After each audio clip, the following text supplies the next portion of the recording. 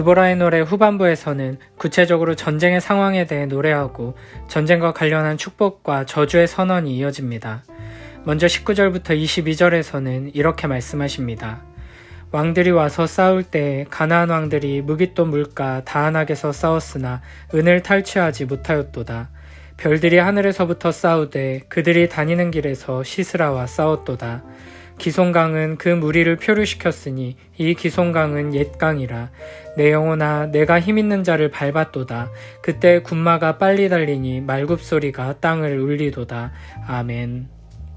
가나안 왕들은 은을 탈취하지 못했습니다. 전쟁에서 패배했다는 것입니다. 그 이유는 이스라엘 백성들이 자신들의 힘과 능력으로 전쟁에 나서지 않고 하나님을 의지했기 때문입니다. 이를 20절에서는 별들이 하늘에서부터 싸웠다고 말합니다. 시스라는 이스라엘과 싸운 것이 아니라 여호와 하나님과 싸운 것입니다. 21절에서는 기송강이 그 무리를 표류시켰다고 말합니다. 하나님께서는 하늘에서 비를 내리셔서 기송강이 범람하게 하셨고 이에 가나안의 철병거들은 무용지물이 되었습니다. 하나님의 백성들과 이 세상이 격돌할 때 세상의 관점으로 보면 하나님의 백성들은 군대라고 부를 수도 없을 만큼 초라하고 보잘것없습니다. 하나님의 백성이 승리할 수 있는 가능성은 전혀 없어 보입니다. 그러나 믿음의 눈을 들어보면 이 전투는 연약한 하나님의 백성들과 강력한 세상의 전투가 아니라 하늘의 별들과 이 땅의 전투입니다. 철병거가 아무리 강력해도 하늘의 별들을 이길 수는 없습니다. 여호와 하나님께서 친히 사령관이 되셔서 싸우시니 이 세상은 결코 하나님의 백성들을 이길 수 없는 것입니다. 그러므로 우리는 이 세상 속에서 하나님의 백성으로 하나님 나라의 거룩한 용사로 나아갈 때 믿음의 눈을 들어 우리 앞에서 싸우시는 전능하신 하나님을 바라보며 담대히 나아가야 할 것입니다. 우리 주 여호와 하나님께서는 우리가 상상하지 못했던 방식으로 놀라운 승리를 우리에게 허락하실 것입니다. 예수 그리스도의 십자가에서 이루신 통쾌한 대역전의 승리를 우리의 것으로 주시며 압도적이고 완전한 승리를 완성하시는 하나님을 바라보고 의지하며 매일매일 담대하고 당당하게 이 세상 속에서 하나님의 백성으로 살아가는 복된 우리 모두가 되길 축복합니다.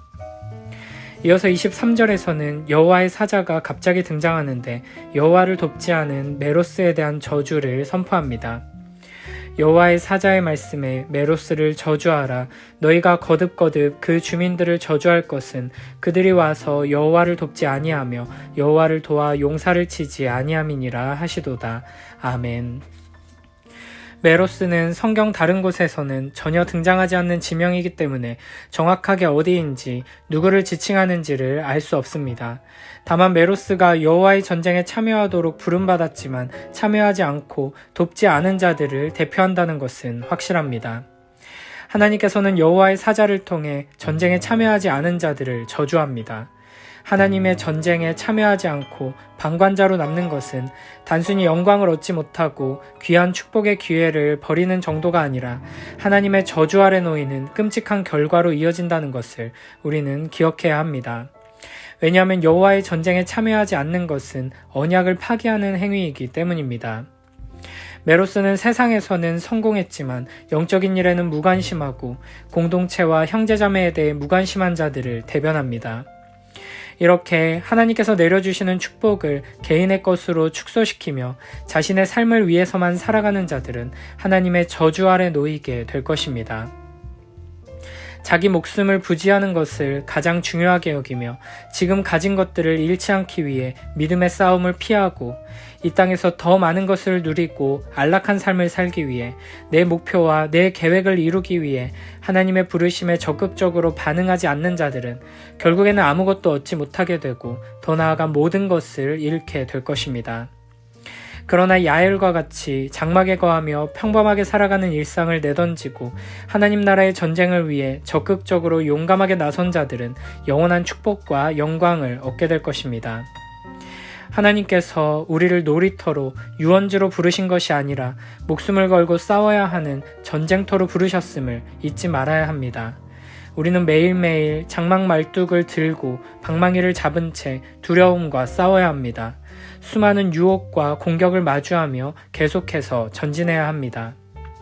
매일매일 하나님 말씀을 굳게 붙들고 우리 안에 가득한 죄와 싸우는 이 영적인 싸움에서 승리하고 이 세상을 거스르는 거룩한 삶으로 영적인 전투에서 하나님의 영광을 드러내는 복된 우리 모두가 되길 축복합니다.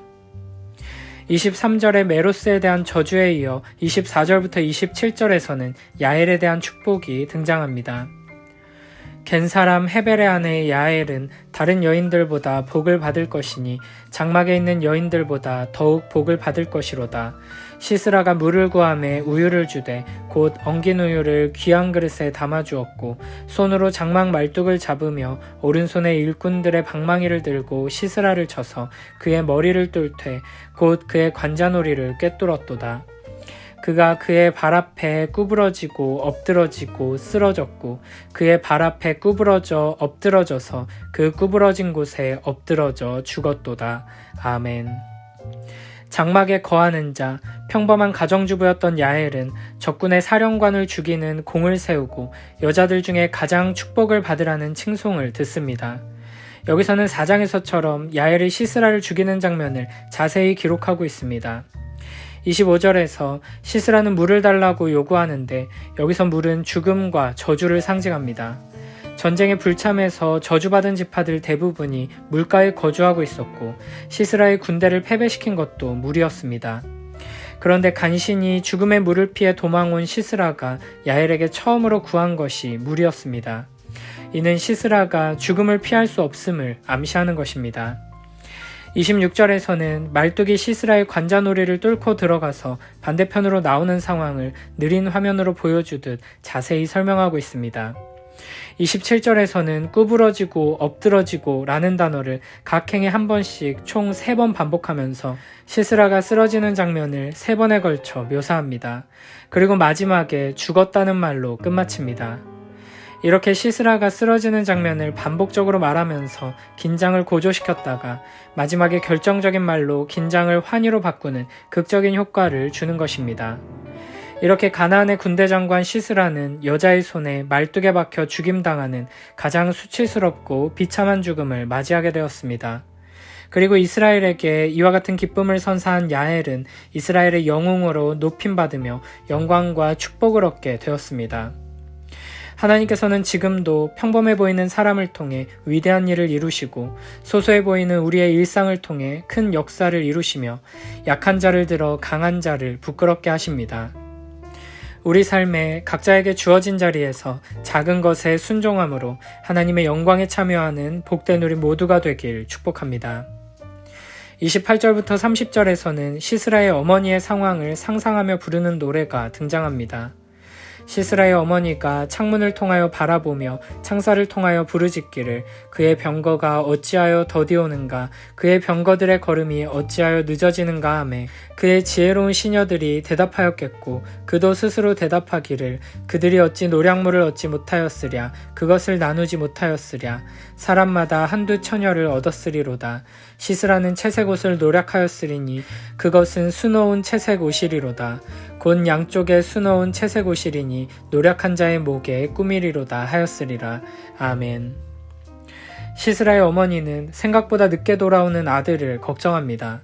그러면서 시스라가 전쟁에서 승리해 노략물을 챙기느라고 늦어지는 것이라고 생각합니다. 지금 시스라의 어머니는 시스라가 전쟁에서 승리해서 이스라엘의 온갖 귀한 것들을 노략물로 빼앗아오고 시스라와 그의 군대들이 이스라엘의 소녀들을 포로로 잡아 끌고 오느라고 늦어지고 있다고 생각하는 것입니다. 여기서 한두 처녀라고 번역된 단어는 직역하면 여성의 자궁을 의미합니다. 이를 통해 시스라와 그의 어머니 그리고 가나안 사람들이 얼마나 탐욕스럽고 사악한지가 드러납니다. 그들은 여성을 성적 대상으로 여기며 물건 취급하고 있습니다. 다른 나라를 침략해 죽이고 빼앗고 여성들을 성적인 놀이개로 삼기 위해 끌고 오는 것을 너무나도 자연스럽게 생각하며 좋은 일로 여기고 있는 것입니다. 하나님의 뜻을 이루는 데 있어서 여성의 역할이 강조되는 드보라의 이야기 마지막 장면에서 시스라의 어머니는 이스라엘의 어머니와 같은 드보라와 분명하게 대조되는 인물로 등장합니다. 그리고 이를 통해 가나안의 잔인하고 폭력적인 문화에 대해 고발하며 드보라와 바락과 야엘을 통한 하나님의 심판이 공의롭고 정당했음을 보여줍니다. 이제 마지막 31절에서는 이렇게 말씀하십니다. 여호와여, 주의 원수들은 다 이와 같이 망하게 하시고 주를 사랑하는 자들은 해가 힘있게 도둠같게 하시옵소서 하니라. 그 땅이 40년 동안 평온하였더라. 아멘. 드보라는 시스라처럼 하나님을 대적하는 자에게는 패망을, 야엘처럼 하나님을 사랑하는 자에게는 영광을 주시길 청원합니다. 이 세상은 예수 그리스도의 십자가에서 이미 어둠의 권세가 패망했음을 알지 못합니다. 그래서 여전히 폭력적인 방식으로 서로를 압제하고 공격하고 착취하며 살아갑니다. 자신의 힘과 능력을 의지해 곧 값비싼 전리품을 가지고 돌아올 것이라는 헛된 기대를 붙들며 화려한 미래를 꿈꾸며 살아갑니다. 그러나 이 세상 모두는 곧 이 크고 화려한 바벨론이 무너지는 것을 보게 될 것이고 가슴을 치며 슬피 울게 될 것입니다. 그리고 주를 사랑하는 자들은 최후 승리를 믿으며 이미 세상을 이기신 우리 주 예수 그리스도와 함께 소망 안에서 하루하루 인내하며 믿음으로 전진해 나갈 것입니다. 예수 그리스도께서 이루신 승리를 기억하고 찬양하며 새 힘을 얻어 복된 자리로 나아가는 우리 모두가 되길 축복합니다.